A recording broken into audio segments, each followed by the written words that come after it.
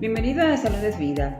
En esta oportunidad tendremos al doctor Edgar Nieto, quien es médico traumatólogo con excelente experiencia en Venezuela y también en el mundo, porque ahorita está en Francia. Hoy vamos a hablar sobre un tema muy común, como son esas lesiones que aparecen en las rodillas. Así que sin más preámbulos, comenzamos de una vez con el doctor Edgar Nieto desde Francia para tocar este tema tan importante y sobre todo activar esa salud preventiva. Comenzamos. Salud es vida.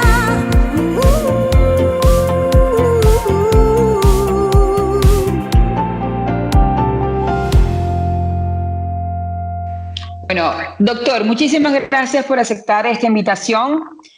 Para mí es un honor, para el canal también, y yo sé que para el público mucho más, porque sus palabras, sus conocimientos, esa transmisión garantiza sobre todo lo que vamos a hablar hoy, que son lesiones tan comunes, pero quizás muchas veces son mal manejadas y automedicadas y mal gestionadas, entonces pudieran empeorar a lo que se refiere, a lo que estamos refiriendo en estos momentos, como son las lesiones en rodillas, doctor. Así que bueno, muchísimas gracias. Vamos a comenzar de una vez, doctor. Hay muchas lesiones en las rodillas, hay muchas lesiones, sin embargo, hay unas más comunes que en otras y, por supuesto, va a depender también de la persona, es decir, edad, sobrepeso o no, tipo de vida, estilo de vida, qué cantidad de actividad hace, qué tipo de actividad hace. Así que no sé con cuál quiere comenzar. Lo que más se escucha mucho son esos famosos ligamentos, son esos famosos líquidos que se les sale en la rodilla, que tiene su nombre, sobre todo en las señoras, y es muy molesto. Se disloco también las rodillas y espera que se acomode bien la rodilla. Hay tantas lesioncitas que son bastante fastidiosas. Entonces, diga usted con cuál queremos comenzar.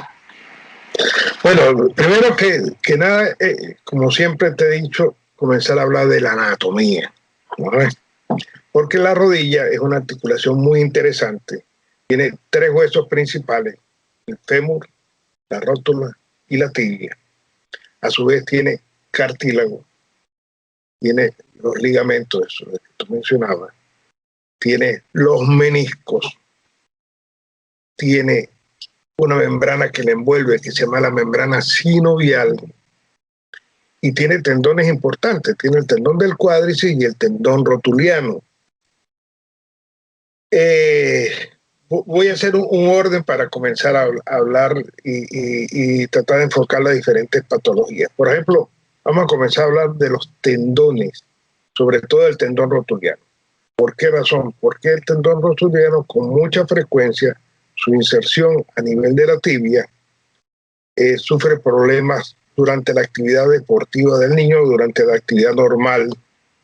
Tiene un nombre específico, esa lesión a nivel del niño, en la inserción de la tibia, se llama enfermedad de Osgood-Schlatter, ¿no? Y es muy interesante porque es una enfermedad benigna, pero le produce al niño dolor a nivel local. Se trata muy fácilmente, solamente con una compresión sobre el tendón rotuliano, se le disminuye la tensión que hace sobre el sitio de inserción y se mejora. Lo único es que queda siempre con una prominencia y un sobrecrecimiento a ese nivel. Cuando ya termina su crecimiento, pues esa zona se le nota mucho más prominente. La ventaja es que es más frecuente en los niños que en las niñas, porque si fueran las niñas, pues estéticamente no es muy bonito esa prominencia. La otra parte del tendón rotuliano, que es la rótula, también en los niños muchas veces tiene problemas en la inserción y eso le produce una enfermedad que es un poquito más importante, que se llama la enfermedad de Larsson-Johansson, ¿sí? Y hay que estar pendiente de eso. El dolor a nivel del polo inferior de la rótula. Eso, como decía, la parte más frecuente a nivel de los niños, porque también, como todos los tendones, se pueden lesionar. Puede haber también procesos a nivel, otro tipo de procesos, desgarros, ¿no? y las tendinopatías. Eso va como desde el punto de vista general, ¿no? Vamos a ir entrando, la membrana sinovial. Esa membrana muy importante es la que produce el líquido con el cual se nutren los cartílagos de la rodilla. Pero puede ser objeto de infección. Entonces produce lo que se llama una artritis séptica. Puede ser tener un antecedente hereditario y tener un problema inmunológico, se llama la artritis reumatoidea. La artritis reumatoidea es muy común. En el caso particular de los procesos de desgaste que produce al salir los residuos de cartílago, van hacia la sinovia reacciona contra eso y se inflama. Entonces, por eso las personas que tienen procesos de desgaste en la articulación hacen inflamación de la rodilla. Y es un problema importantísimo. Este tipo de inflamación es muy importante. Incluso las estadísticas aquí en Francia hablan que el 66% de las personas, 66% de los franceses, dicen que en la noche su rodilla se le inflama y le duele. Porque aquí hay un 93% de franceses que se quejan de dolor a nivel de la rodilla. Hoy en día se estima que entre 6 y 10 millones de franceses tienen problemas de artrosis de rodilla. Y eso son cifras que son muy importantes desde el punto de vista estadístico. Eso sería la inflamación sinovial. Por eso es que se deforma. Vamos a hacer ya que estamos hablando de esto, vamos a hablar de la artrosis. La artrosis no es más que el desgaste del cartílago de la rodilla. El cartílago, yo hice un comentario el otro día, el cartílago no tiene arterias que lo nutran. Y el cartílago es como una esponja. Se nutre por imbibición del líquido sinovial. Se aporta todo eso, de manera especial glucosamina y ácido hialurónico, el aporte más importante que le hace la sinovia. Y por otra parte, las arterias que están por debajo del cartílago a nivel del hueso, que se llama subcondral, el hueso que está por debajo del cartílago, le aportan también nutrición. Y es la nutrición más importante, porque es la nutrición que permite que la célula cartilaginosa empiece a crecer. Y después, cuando ha crecido, entonces se nutre ya de lo que le aporta el líquido sinovial. Él se desgasta. ¿Y por qué se desgasta? Bueno, en primer lugar, porque puede haber un antecedente hereditario. En segundo lugar, porque tenemos sobrepeso. En tercer lugar, porque no hacemos actividad física, que somos sedentarios. En cuarto lugar, por microtraumas repetidos. Por ejemplo, las actividades deportivas siempre producen pequeños traumas a nivel del cartílago. Y si en vez de jugar en grama, por ejemplo, se juega sobre un piso sólido, pues el trauma es mayor sobre la articulación. Recuerda que cuando caminamos, nuestro peso sobre la articulación de la rodilla es 3 veces el peso. Es decir, si pesamos 100 kilos, cada vez que damos un paso son 300 kilos. Pero si corremos, es 8 veces el peso. Son 800 kilos sobre una articulación. Imagínate, sobrepeso. Las microtraumas a repetición pues producen todo este tipo de lesión. La artrosis es un problema mundial, si se quiere. Y las molestias son muchas, sobre todo en la noche. La gente se queja de mucho dolor en la noche y de inflamación. Y bueno, existe tratamiento médico, afortunadamente, los antiinflamatorios no esteroideos o las inyecciones locales con esteroides. Si las coloca las personas que conocen el medicamento, pues tienen un muy buen efecto. Verdaderamente producen alivio sintomático y la combinación de esteroides o antiinflamatorios no esteroideos pues ayudan bastante a mejorar el cuadro. Por supuesto, una persona que tiene artrosis, pues tú le tienes que decir que tiene que perder peso obligatoriamente. No es fácil, eso lo sabemos todos, no es fácil perder peso. Tienes que hacer actividad física. Y la mejor actividad física es nadar. ¿Por qué? Porque no hay carga. Se realiza un muy buen movimiento de la articulación y no hay carga. Es un ejercicio que se recomienda bastante. Pero todos conocemos los problemas para nadar, que no es fácil en los sitios conseguir piscinas públicas o conseguir piscinas que tengan un precio accesible para ir por lo menos 3 veces a la semana a nadar 1 hora. Pero bueno, esa es la recomendación. Sabemos que tiene problemas. Si de lo contrario, entonces tiene que caminar. Tiene que hacer ejercicio obligatoriamente. Una persona con artrosis no se puede quedar sentado en su silla o acostado en una cama. Que peor es la cama. Pues, tiene que hacer actividad física. Entonces, resumimos, perder peso y hacer actividad física y el consumo de medicación. Y muchas veces si tiene mucho dolor, pues el paracetamol ayuda bastante a ese tipo de pacientes. Doctor, disculpe, en la noche viene el dolor, es porque ya la persona estaría en reposo, ¿verdad? Sí, al estar en reposo, cuando está en actividad, el líquido en la rodilla tiende a salirse. Pero cuando nos acostamos, nos quedamos quietos, entonces el líquido se acumula. Por eso es que aumenta el dolor en la noche, por la inactividad. Estamos acostados y entonces el líquido tiende a acumularse. Por eso nosotros siempre recomendamos que los antiinflamatorios es preferible tomarlo después de la cena, para garantizar de que durante la noche va a tener inflamación, pero no tanta. Y el otro día va a amanecer más aliviado.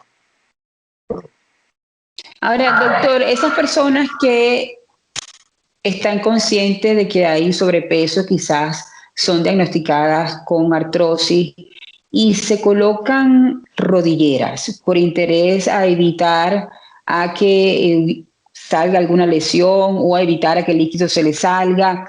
¿Eso está bien? ¿O es como salud preventiva?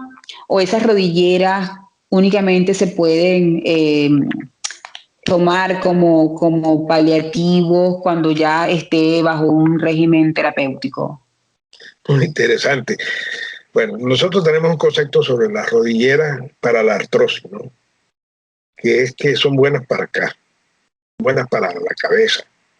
Que la persona entonces ve que tiene una inmovilización y se siente mejor. Entonces, de entrada, pues uno no lo recomienda, pero si el paciente la usa y dice que se siente bien, bueno, perfecto. ¿Cuál es el problema de la rodillera? Que limita los movimientos. Y lo que queremos cuando hace actividad física es que alcance la mayor cantidad de movimiento. Esa cantidad de movimiento pues ayuda a aportar más líquido al cartílago, ese poco cartílago, al mucho cartílago que le quede, le ayuda a aportar un poquito de nutrición. Mientras que si no mueve tanto la rodilla, pues el líquido no cumple con su función biológica de nutrir. ¿No? Es un arma de doble filo. Es un arma de doble filo. Sí, pero siempre estuvimos.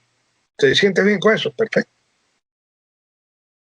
No vamos a decir, no le vamos a negar su salud aquí mental.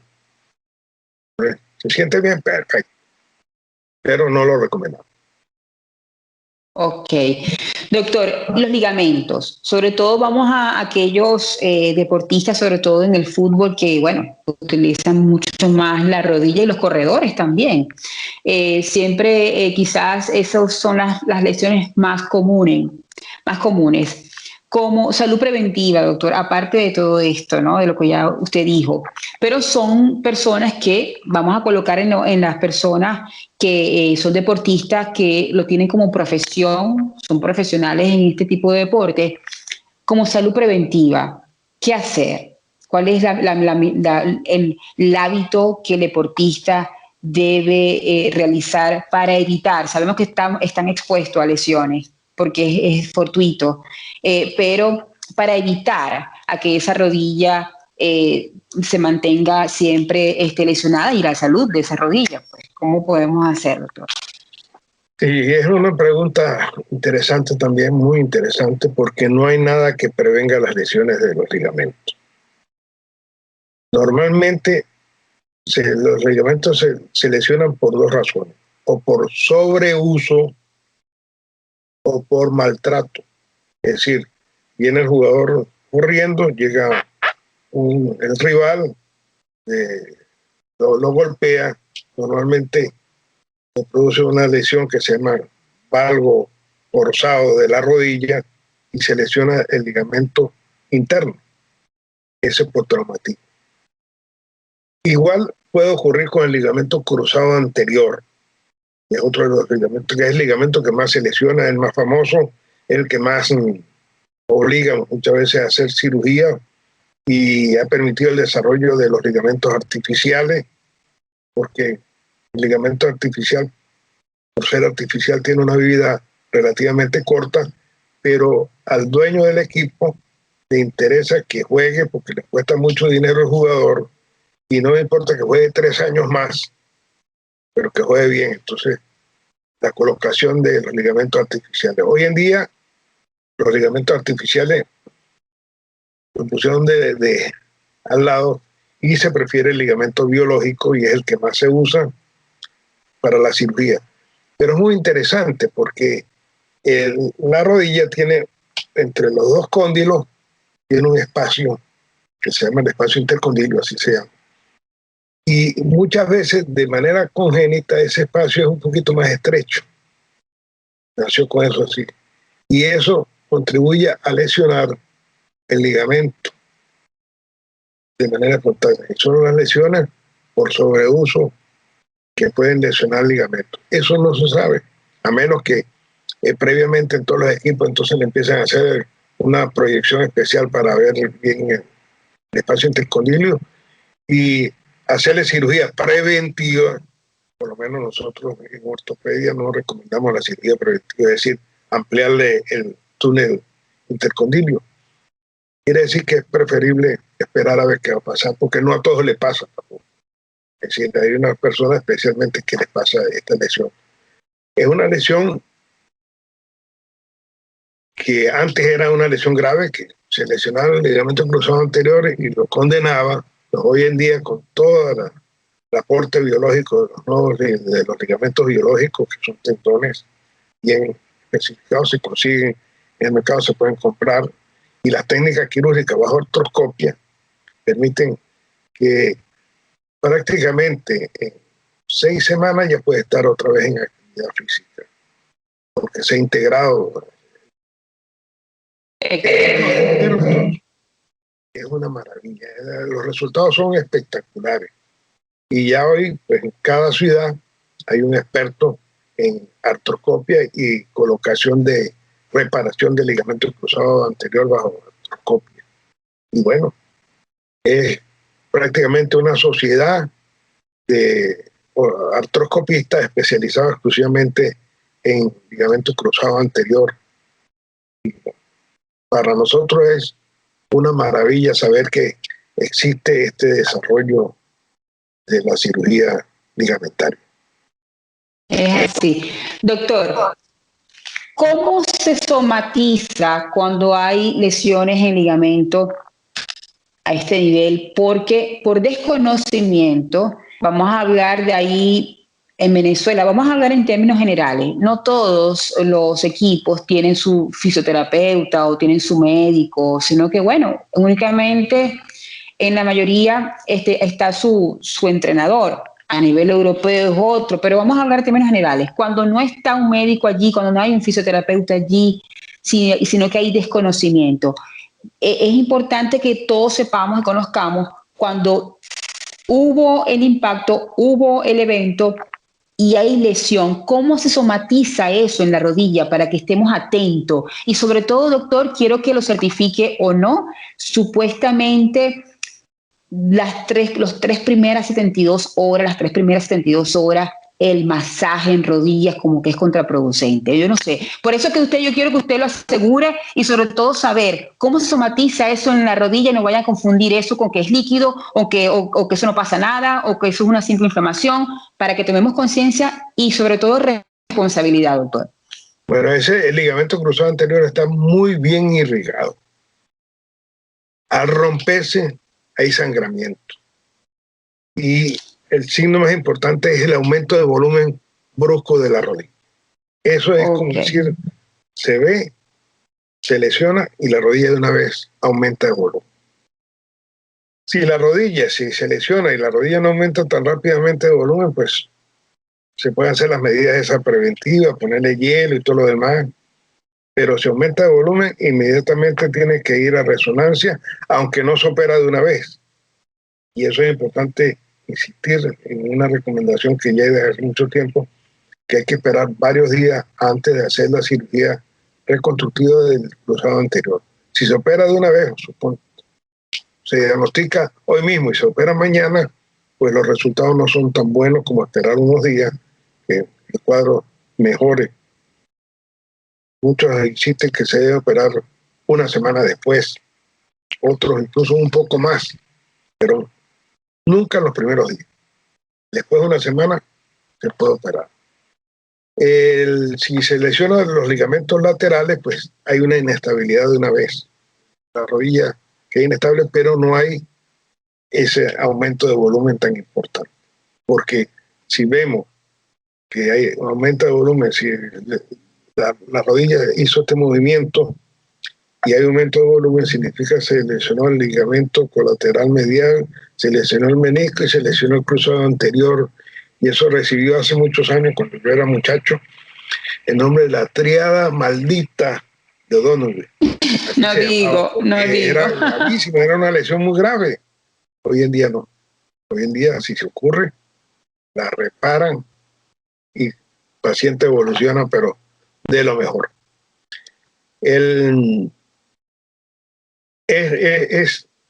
Tal vez es el signo más importante es el aumento de volumen brusco. Después, todo lo demás, el médico le hace todas las maniobras de estabilidad y toda una serie de maniobras, pero ya eso es secundario. Ahora, y el protocolo, doctor, ¿qué hacer? Esa persona no debe colocar la pierna en el piso. ¿Qué hacer con esa persona para que todos sepamos? ¿Utilizar muletas mientras tanto? ¿Qué hacer? O eso sí se le debe colocar una rodillera de inmediato. Porque la inmovilidad garantiza muchas cosas, por lo menos alivia el dolor. Y no se debe hacer punción, salvo que exista alguna duda. La rodilla no se debe punzar para sacarle sangre. Eso que hacíamos algunas veces, vamos a drenarle la articulación, salvo que sean demasiado, que más bien les provoque mucho dolor, el aumento de volumen, se drena. Pero si no, mejor dejarla tranquila. Mientras menos, siempre lo dice con esa palabra, mientras menos puyes la rodilla, mejor evolución va a tener. Porque muchas veces ese hecho de puyar una rodilla también contribuye a llevar contaminación dentro de la articulación y es el desastre.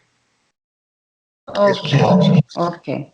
Por eso que quizás se notan, doctor, cuando vuelvo otra vez con los futbolistas, cuando hay esas lesiones que se acuestan los jugadores y le echan es un spray desde arriba y no tocan la rodilla. Debe ser por eso, doctor, ¿verdad? Sí, ese es un líquido anestésico frío, CO2, por decirte algo ahí, y de una vez inhibe una sustancia que se llama la sustancia P, que es transmisora del dolor. Le produce alivio de inmediato. Y eso es bueno. Y permite, ver la evolución, pero sin dolor. Por lo menos esa parte es buenísima, por lo menos que no tienen dolor o ese tipo de anestesia. Había dicho, doctor, que cuando hay lesiones en menisco es otro tipo de somatización, es menos grave. Sí, las lesiones en menisco pueden ser progresivas. Es decir, muchas veces hay lesiones agudas, el menisco se se rompe linealmente y una parte del menisco sale hacia la mitad y la otra se queda en su sitio, y eso produce un cuadro que se llama bloqueo de la articulación. Se queda la articulación que no la podemos mover. Entonces, cuando la lesión es crónica, muchas veces empiezan a hacer movimientos, se desbloquea y pueden seguir en actividad. Eso es lo que hacían hace 40 años atrás. Uno empezaba a mover y bueno, ya está. Y lo que pasa es que si ese menisco está haciendo ese movimiento, lesiona el cartílago. Entonces produce, aparte de la lesión del menisco, produce una artrosis por fricción. Entonces, muchas veces la sensación de inestabilidad, dice, siento que voy caminando y la rodilla como que me falla. O la sensación de que siento algo que se me mueve dentro de la rodilla, porque muchas veces pueden tener la forma como dice el badajo de campana, o lo que la campana, la parte interior, lo que produce el sonido, se llama badajo, y ese tipo de lesión, pues va, produce molestia y regresa. Entonces, hay una serie de cosas que son muy importantes, y bueno, hoy en día, afortunadamente, tenemos la resonancia magnética que nos da una información completa del estado de los meniscos. El menisco que más se lesiona es el menisco del lado interno. Es estadísticamente el que más se lesiona, pero también se puede lesionar el menisco del lado externo menos frecuente, pero eso nos lo dice una resonancia, y en base a eso pues se planifica la cirugía artroscópica. Ahora, pues, en algunos casos, si hay desinserción completa del menisco, permite reinsertarlo, pero los resultados no son tan buenos como se esperan. Pero se hace el esfuerzo de reinsertar el menisco. Si no, se reseca la parte que está dañada y en 10, 15 días puede comenzar otra vez con su actividad física normal. Es traumático el postoperatorio. Un gran avance. Doctor, las señoras que se ven comúnmente, sobre todo las señoras de avanzada edad, lo primero que se quejan, no aguanto la rodilla. Sí. ¿Cuál es el factor? ¿La artritis necesariamente? ¿O por qué las señoras y ambas rodillas? Casi nunca es que una rodilla más que otra, es que ambas rodillas, ese es el muerto de todas las señoras de avanzada edad. Fíjate que tradicionalmente las señoras venían y decían, doctor, tengo reumatismo.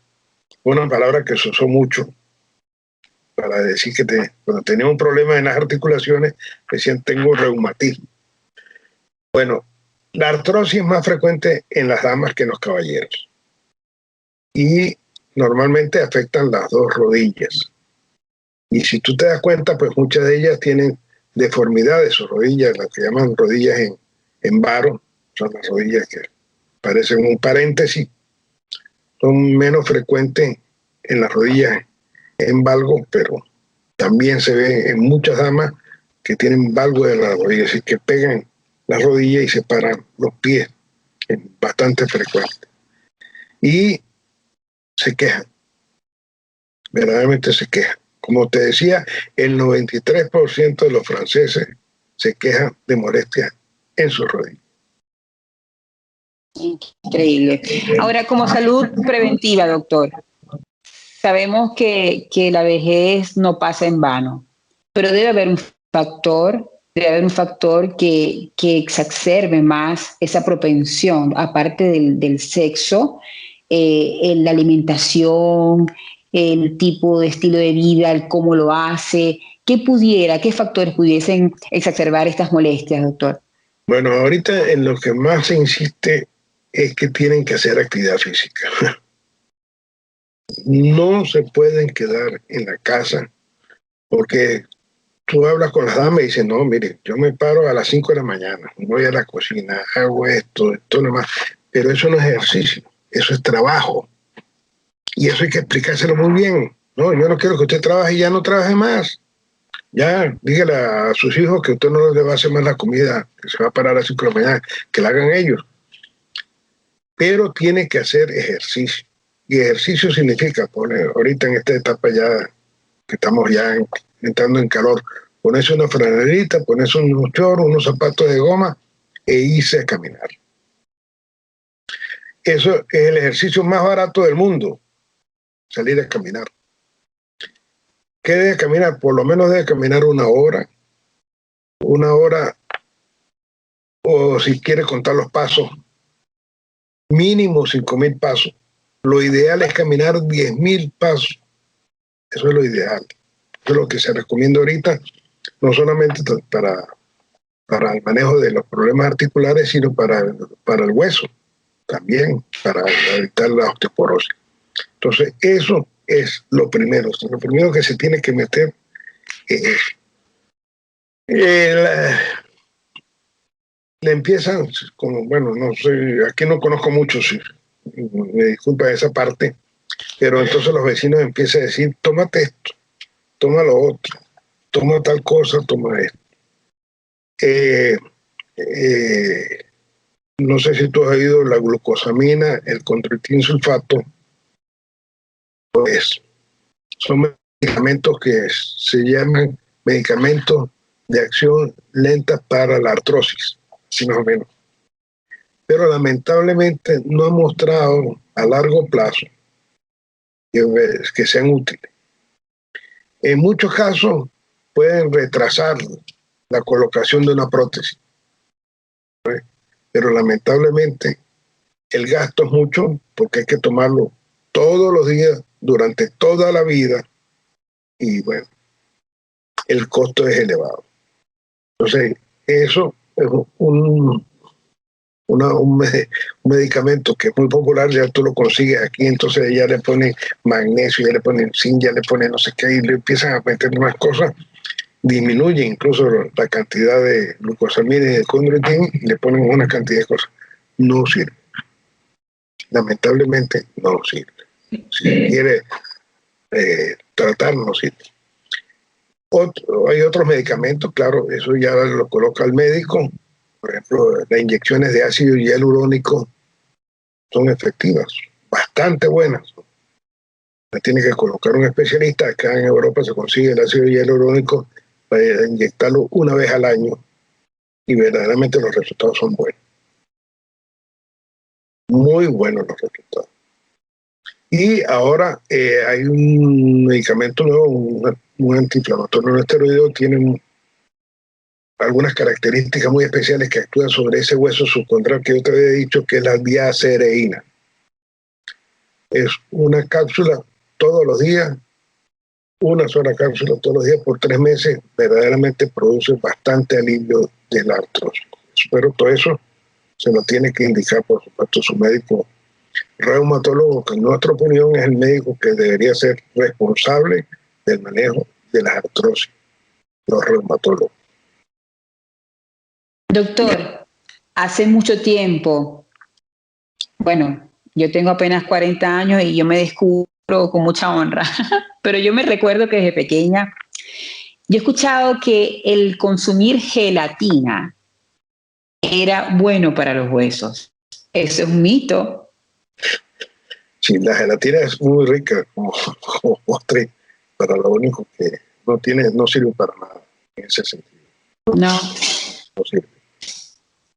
Ok, es importante. Sí, es importante. Categóricamente no sirve. ¿Por qué razón? Muy bien. Porque empezaron a ver que esto que yo te digo de la glucosamina y el condroitin sulfato pues tienen su efecto a muy largo plazo. Entonces dijeron, pero es más barato que se beba una gelatina, ¿no? Probablemente no sirve. Ok, eso es muy importante.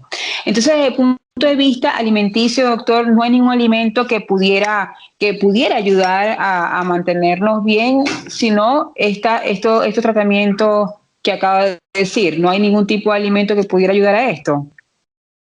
No. Es decir, no. Ok. Bueno, el mejor alimento, pienso yo. Lo que sí hay es evitar consumir, por ejemplo, exceso de grasa. Claro.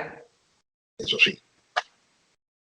Claro, para evitar entonces también el sobrepeso. Yo pienso que el mejor alimento desde todo punto de vista, doctor, por ejemplo, como usted lo dice, el caminar. Eso alimenta desde todo punto de vista, Claro, porque claro. es nuestra mente, es nuestra salud cardiovascular, es nuestra salud a nivel óseo, imagínense. es como usted lo dijo, y 10.000 pasos diarios, eso, si uno se pone a ver, uno lo puede hacer. Lo que pasa es que hay que tener esa disposición, ¿no? Esa disposición y esa conciencia, porque por eso es que es bueno estos programas y sobre todo para elevar ese nivel de conciencia en las personas y bueno, y si ya lo puedes hacer, algo que es económico, no tienes que pagar, lo que tienes que tener esa disposición en tener un poquito más de responsabilidad con uno mismo, ¿no? Y que tantas cosas pudiéramos evitar. Ahora, en los deportistas, doctor, el precalentamiento, sobre todo esas personas que ya están tocaditas, tendría que tener un precalentamiento mayor al grupo, o eso va a ser determinado dependiendo de la tipo de lesión. No, es muy importante, ¿no? Una persona que tiene una lesión, en primer lugar, su entrenamiento es completamente diferente al grupo, hasta que el equipo médico considera que está en las mismas condiciones fisiológicas que el resto y entonces comienza a hacer su ejercicio. Eso. Debe tener un entrenamiento especial, ¿no? Primer mes, primeras 6 semanas, para completar su recuperación. Y después se integra con todo el equipo. Y lo que debe siempre comprender el atleta que se lesionó es que se va a mejorar, en primer lugar, que se va a curar, que se va a reintegrar a su equipo, pero posiblemente los primeros juegos no va a jugar, sino que va progresivamente, el entrenador lo va a incorporar progresivamente, porque una de las funciones del entrenador es cuidar a sus jugadores. Es decir, podrá ser el mejor jugador del mundo, pero lo incorporo de manera progresiva, no lo meto de una vez a jugar. ¿Por qué? Porque puede tener riesgo de que se lesione. Y eso lo tiene que tener él en mente. No que el director técnico no me quiere, empiezan todos con el mismo cuento. No, sino que el director técnico tiene esa función de cuidar a sus jugadores al máximo. Porque el director técnico también vive de sus jugadores. Claro, un ganar-ganar. Exactamente. Excelente. Doctor, muchísimas gracias. De verdad que fue información sumamente valiosa. Yo creo que el educarnos es la mejor medicina que podemos tener, porque es una medicina donde previene en este caso lesiones en rodillas, que son estas partes muy cruciales, porque imagínense, es la que nos conduce a todos nosotros. Y sobre todo, aclarar muchos mitos y estar bien responsablemente educado y, por supuesto, acompañar, hacer un equipo multidisciplinario entre el atleta o el paciente o el lesionado y el fisioterapeuta, ¿no? Colaborar con el fisioterapeuta, colaborar con esos ejercicios y tomar estas medidas preventivas, como usted lo dijo, que es el caminar, el evitar el sobrepeso y evitar el sedentarismo. Doctor, muchísimas gracias como siempre. ¿Dónde podemos encontrarlo? Estoy encantado de la vida. Eso es un tema que me apasiona. Sí, se nota. Bueno, muchas gracias y seguimos a la orden. ¿Dónde podemos encontrarlo, doctor? Bueno, nosotros estamos ahora en Médicos Venezolanos Online y ahí pueden consultar los que tengan bien, los que necesiten alguna información por esta vía. Excelente. Bueno, será a una próxima oportunidad seguramente, porque bueno, ¿qué es lo que no cubre la parte ortopedia? Todo. Así que bueno, vamos a invitarlo y a comprometerlo a una próxima oportunidad como siempre. Y no es solo que a usted le apasiona este tema, doctor, a usted le apasiona transmitir información, a usted le apasiona su carrera y eso se siente y sobre todo la comunidad lo agradece, porque esa empatía que tiene con todos nosotros y con la medicina es lo para mí, yo creo que también todos me van a apoyar, es lo más importante, es la humanidad. Así que los felicito, continúa así y estaremos juntos de nuevo. Gracias. Hasta luego.